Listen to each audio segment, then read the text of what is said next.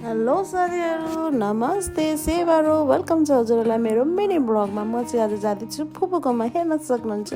म चाहिँ निस्किसकेको छु साथीहरू। आज चाहिँ निम्तो थियो, मलाई हेर्न सक्नुहुन्छ मासुको लोकल भाले आज काटेको थियो, त्यही भएर मलाई चाहिँ बोलाउनु भएको थियो पकाउनु पनि खानु पनि। त्यही भएर म चाहिँ पुगिसकेको छु, हेर्न सक्नुहुन्छ साथीहरू। मैले एप्रोन पनि लगाइसकेको छु।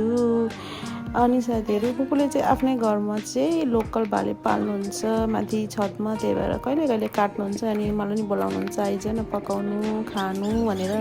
अनि म पनि जान्छु साथीहरू, किनकि मलाई मासु साह्रै नै मनपर्छ। मासु त सबलाई मन नै पर्छ होला, त्यही भएर म गएँ। टमाटर पनि काटेँ, प्याज पनि काटेँ। हेर्न सक्नुहुन्छ मैले कति स्पिडमा सबै काम गर्दैछु।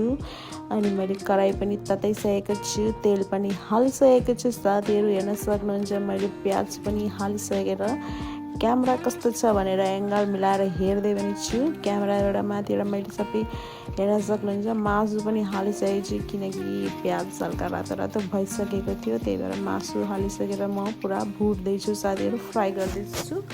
फ्राई गरिसकेपछि हल्का फ्राई हुनु दिनुपर्छ साथीहरू, हल्का त। त्यही भएर अलिअलि मैले नुन हालेपछि त्यसमा अलिकति बेसार हाल्नुपर्ने हुन्छ साथीहरू। त्यो त सबैलाई थाहा नै छ होला, मैले भनिराख्नु पर्दैन तपाईँहरूलाई। तपाईँहरू आफैमा एकदम ट्यालेन्टेड हुनुहुन्छ, सबैलाई थाहा नै हुन्छ मासु कसरी पकाउने।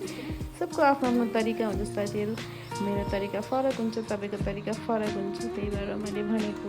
यो चाहिँ मैले टमाटरलाई प्युरी गरेको थिएँ ग्राइन्डरमा हालेर, त्यही चाहिँ हालेको सबै एकै ठाउँ हालेर मैले टमाटर प्याज अलिकति जिरा हालेको थिएँ। अनि त्यसरी मिक्सरमा गरेर हालेको थिएँ साथीहरू। त्यसरी हाल्दा चाहिँ ग्रेभी राम्रो हुन्छ, त्यही भएर मैले जति पनि मिक्सरमा प्युरी गरेर टमाटर हाल्छु। त्यसरी मिठो पनि लाग्छ, ग्रेभी पनि राम्रो हुन्छ साथीहरू। अनि टमेटो पनि अनि मजाले पाक्छ, कलर पनि आउँछ। अनि साथीहरू तपाईँहरू पनि त्यसरी नै बनाएर खानु होला, मैले भनिराख्नु पर्दैन होला तपाईँहरूलाई। तपाईँहरू आफै पकाइदा हाल्नुहुन्छ नि। मैले चाहिँ मासु पकाउन चाहिँ एकदम फुपूले बोलाइराख्नुहुन्छ, आइज मासु पकाउनु मिठो लाग्छ भन्नुहुन्छ। तर मैले आफै पकाएको चाहिँ मिठो लाग्दैन साथीहरू, किनकि मलाई चाहिँ अरू कसैले पकाएर दियो भने चाहिँ मलाई साह्रै मिठो लाग्छ। किनकि आफूले पकाएको त पकाउँदा यस्तो उयो हुन्छ नि, खानु मन लाग्दैन लास्टमा हो साथीहरू। तर मैले चाहिँ मासु चाहिँ खाएँ नि, फेरि मासु त खाइहालिन्छ, अरू चिजहरू चाहिँ भनेको जस्तो कि सब्जीहरू। मासु त अब मासुभन्दा पनि माछा पकायो भने चाहिँ खानु मन लाग्दैन, किनकि त्यो गनाएर आफूलाई हक्का लाग्छ। मासु चाहिँ खाइन्छ साथीहरू। हेर्न सक्नुहुन्छ म कस्तो मजाले मासु खाँदै बसिरहेको छु। त्यहाँ सबैजना हामी गफ गर्दै बसिरहेको छौँ। सबैजना कामबाट आएर बहिनीहरू सबै काममा जान्छन्, भाइहरू सबै बेलुका भेला भएर चाहिँ सबै एकै ठाउँ बसेर यसरी गफ गर्दै सबैजना फ्यामिली बसेर खान्छौँ साथीहरू। किनकि सबैजना जागेर सबैजना दिनमा त कोही हुँदैन साथीहरू, बेलुका सबैजना भेला हुन्छ, त्यसरी नै बसेर अनि यसरी खाइन्छ साथीहरू। हेर्न सक्नुहुन्छ जो मेरो बहिनी हो, उसको चाहिँ आफ्नो बुटिक छ साथीहरू, नाता क्रिएसन छ उसको बुटिकको नाम। तपाईँहरू पनि आउनु होला उसको बुटिकमा।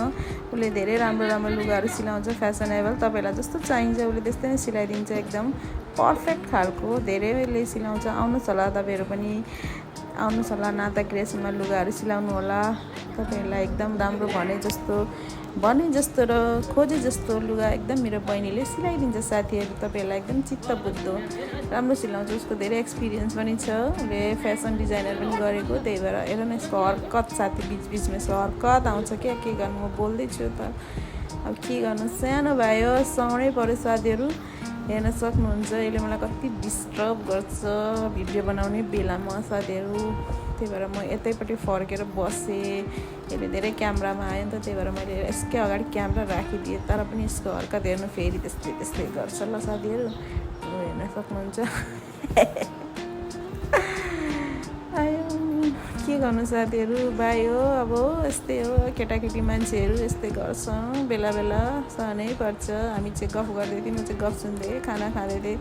म चाहिँ धेरै लामो समय हड्डी टोक्दै थिएँ साथीहरू। लोकलको धेरै हड्डी हुन्छ, के गर्नु, हड्डी चबाउँदा हुन्छ, धेरै हड्डी हुन्छ लोकलमा। अब त्यस्तो हुन्छ, लोकलको त सुप खाने हो अनि हड्डी चबाउने हो। अनि लोकलको त त्यस्तै त हुन्छ, मासुभन्दा पनि धेरै हड्डी हुन्छ, त्यसमा रस हुन्छ साथीहरू। त्यही भएर मासु चाहिँ धेरै नै मिठो भएको थियो।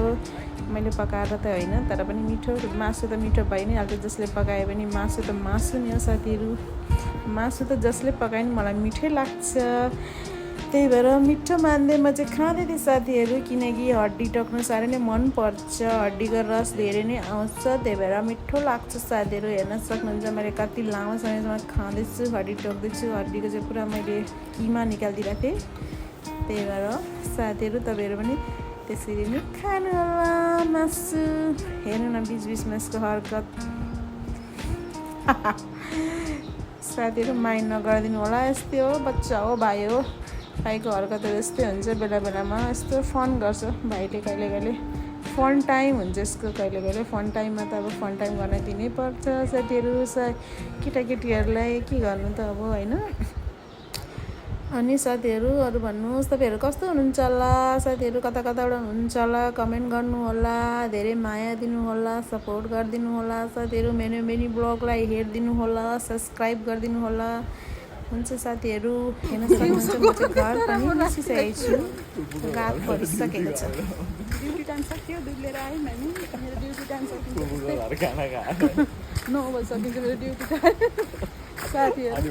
मेरो उयो मालिक मलाई लिन आउनुहुन्छ, उहाँ चाहिँ मेरो बडीगार्ड हो, बडीगार्ड। मलाई लिन आउनुहुन्छ, मलाई पुर्याउन आउनुहुन्छ। दुइटै काम गर्नुहुन्छ र लिन पनि आउँछ पुऱ्याउनु। मालिक आजको तनखा बाबत मलाई यो हड्डी दिनु भएको छ मेरो कुकुरको लागि। कुकुर लगाएको छ अलिकति हड्डी साथी। हेर्न सक्नुहुन्छ साथीहरू, म चाहिँ घर पुगिसकेको छु। तपाईँहरूलाई दोस्रो भिडियोमा भेटौँला। Okay, by by.